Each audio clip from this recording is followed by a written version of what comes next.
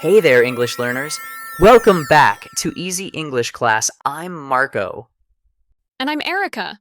Food is the universal language that connects every culture, every conversation, and every heart around the world. Whether you're ordering at a restaurant in New York, sharing recipes with international friends, or simply describing your favorite meal, food vocabulary is your passport to meaningful connections in English. But here's the exciting part. Talking about food isn't just about memorizing vocabulary. It's about expressing your personality, sharing your culture, and creating bonds with people from different backgrounds. When you master food conversations in English, you unlock doors to friendships, business opportunities, and unforgettable experiences. Today, we will take you on a delicious journey through the essential English you need to confidently discuss food in any situation. Get ready to spice up your conversations and make your English as flavorful as your favorite dish. This is your English listening practice podcast to help you learn and improve naturally. You know, there's one topic that almost everyone loves to talk about, no matter what language they speak or what country they're from. It's food, right? This is actually my favorite topic to discuss in English. I can definitely see that, Marco. And you're absolutely right. I'm a huge fan of talking about food too. You could say, I'm a foodie. A foodie? What does that mean exactly? A foodie is simply someone who loves food, who loves to eat, try new dishes, explore different cuisines, and talk about food a lot. So, if you love food too, you're definitely a foodie. That's fantastic. Well, if you're a foodie like us, you're in the perfect place today. Being able to talk about food is a huge part of everyday English conversation, whether you're traveling, working internationally, or just making friends. Absolutely.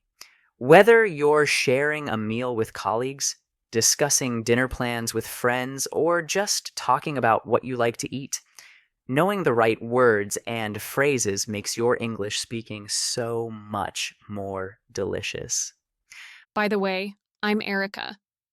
And I'm Marco. This is English Conversations, the place where you can learn English while you relax, get comfortable, or even while you sleep.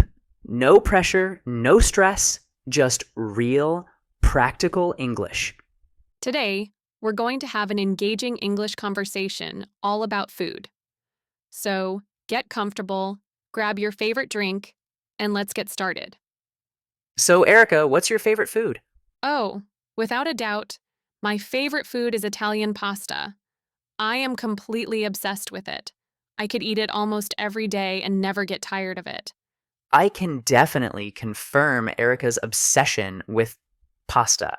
You really do love it. What kind of pasta are we talking about? Any kind, honestly. But if I have to pick, I usually go for a classic carbonara or maybe a simple aglio e olio. That sounds amazing. I just love the combination of the creamy sauce, the perfectly cooked noodles, and the rich flavors. It's just perfect comfort food for me. I can totally understand the love for pasta. It's such a versatile dish. For me, though, my favorite food is Asian cuisine, especially Thai food. Oh, interesting. What kind of Thai food are we talking about? Like curry or something else? I love all kinds, actually, but if I had to choose, I'd say pad Thai, or maybe some delicious green curry with jasmine rice. I just love the perfect balance of sweet, sour, and spicy flavors. That sounds incredible. I also really enjoy going to authentic Thai restaurants and trying new dishes. The complexity of flavors always amazes me. How often do you eat your favorite food? Well, first, could you quickly explain what we mean by how often for our listeners? Oh, great question, Marco. How often just means how many times you do something within a certain period. So, it could be once a week, twice a month, every few days, or maybe even daily. Thanks for clarifying. So, for me, with Thai food, well, I'd say I eat it maybe once or twice a week. There's this fantastic Thai restaurant really close to where I live, and I just love ordering from there when I want something special. But sometimes, if I'm with friends, we'll order something else to share. You know, to try different cuisines. So, it's a regular treat for you during the week. Definitely. So, how often do you eat pasta? Well, surprisingly, quite often actually. Since I love it so much, I'd say I eat pasta maybe 3 or 4 times a week. Oh, really? That's quite often. I guess it's because pasta is so versatile and quick to prepare. I can make a simple spaghetti with tomato sauce in just 15 minutes. Or I can spend more time making something elaborate like lasagna on weekends. It's convenient but also satisfying. Plus, there are so many different ways to prepare it, so it never gets boring. Exactly. It's about having variety even with the same base ingredient. Okay, we've talked about our favorites. Now, let's talk about the opposite.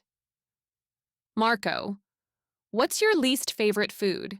Is there anything you really don't enjoy eating? Oh, that's an easy one for me. My least favorite food is definitely mushrooms. I just don't like the texture, and the earthy taste isn't my favorite either. I always try to avoid them if I can. Mushrooms, huh? That's interesting.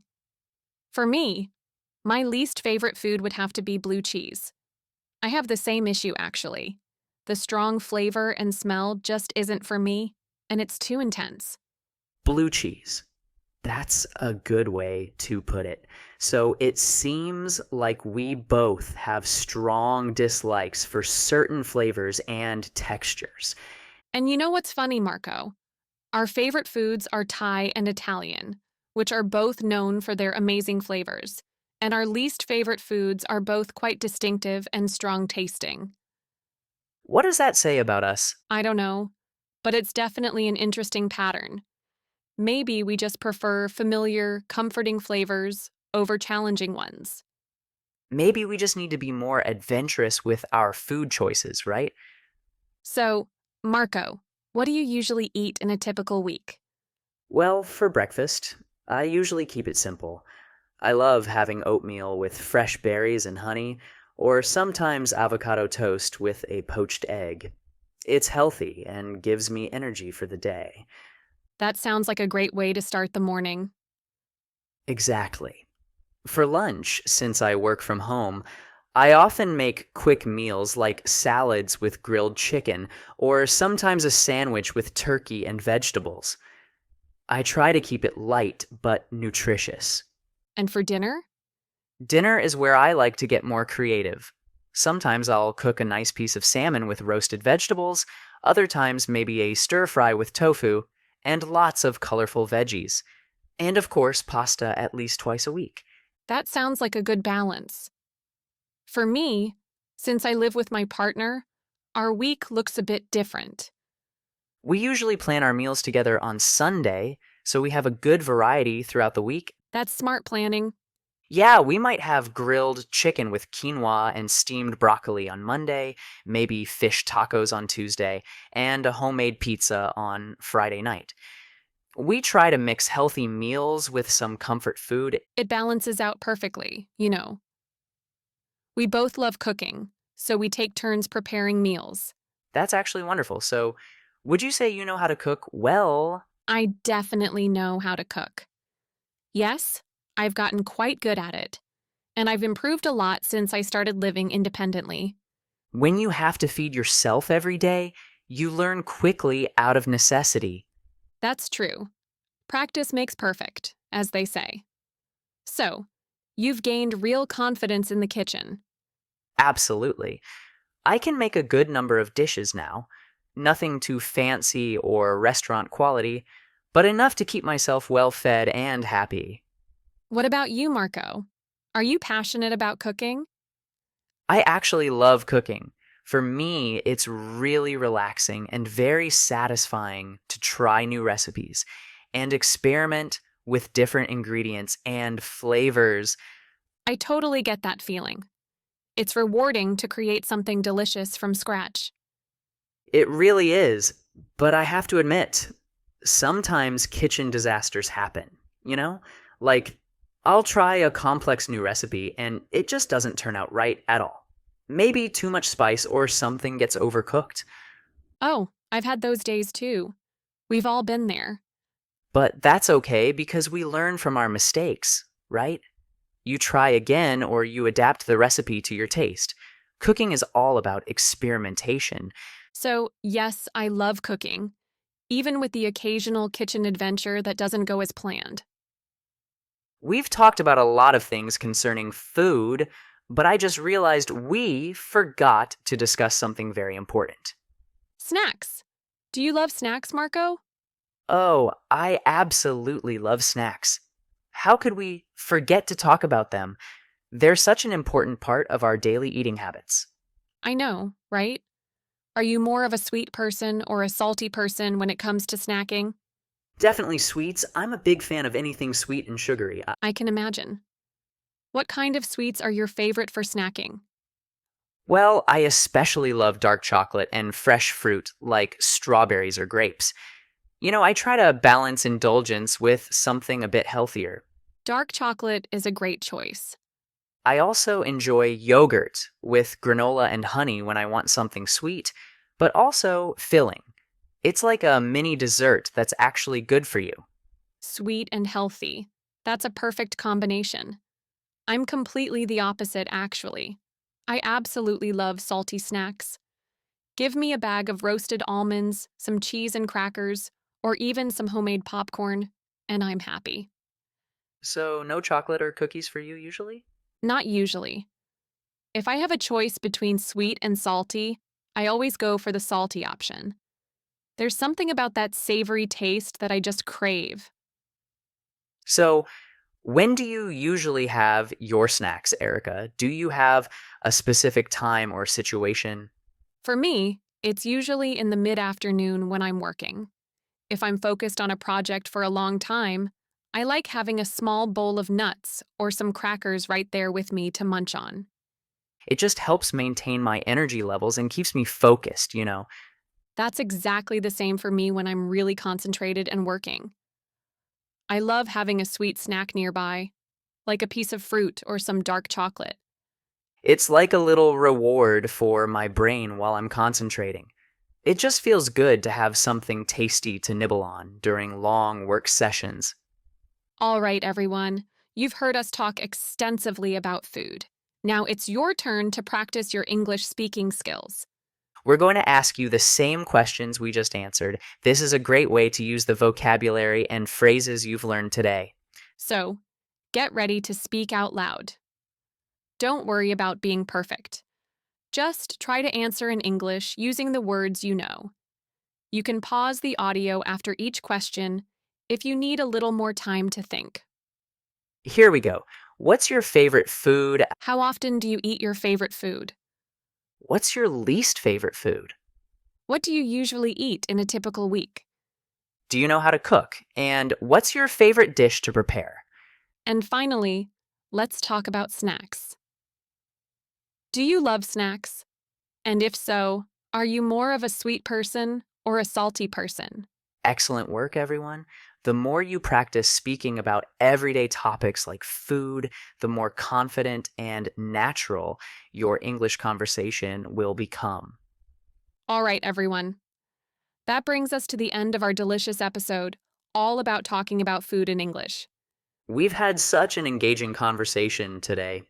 We really hope this episode has given you lots of new vocabulary about food and useful phrases to make your English conversations about this universal topic much easier and more natural. Tell us in the comments below. What's your favorite food and how often do you eat it? We'd love to hear about your food preferences and cultural dishes. For more practical English listening and speaking practice, exciting everyday English phrases, and episodes designed to boost your English fluency, make sure to subscribe to English Conversations, wherever you listen to podcasts. Thank you so much for letting us be a part of your learning journey. Keep practicing, keep improving, and take care, everyone. Time to go over some useful words and phrases that came up today. Let's break them down for you. Foodie, meaning a person who loves and is very interested in food and cooking. Example, she's a real foodie, always trying new restaurants and international cuisines. Versatile, meaning having many different uses or being adaptable. Example, pasta is so versatile. You can make it with any sauce or ingredients you like. Comfort food, meaning food that makes you feel good and reminds you of home. Example, when I'm stressed, I always turn to comfort food like mac and cheese. Out of necessity, meaning because you have to, not because you want to. Example, I learned to cook out of necessity when I moved to my own apartment. Kitchen disaster, meaning when cooking goes very wrong. Example, last night was a complete kitchen disaster. I burned everything. Munch on, meaning to eat something slowly, usually snacks. Example, I like to munch on carrots while I'm studying. These words and phrases will make your food conversations sound more natural and engaging. Thanks for listening. And remember, food conversations are perfect for connecting with people from all cultures.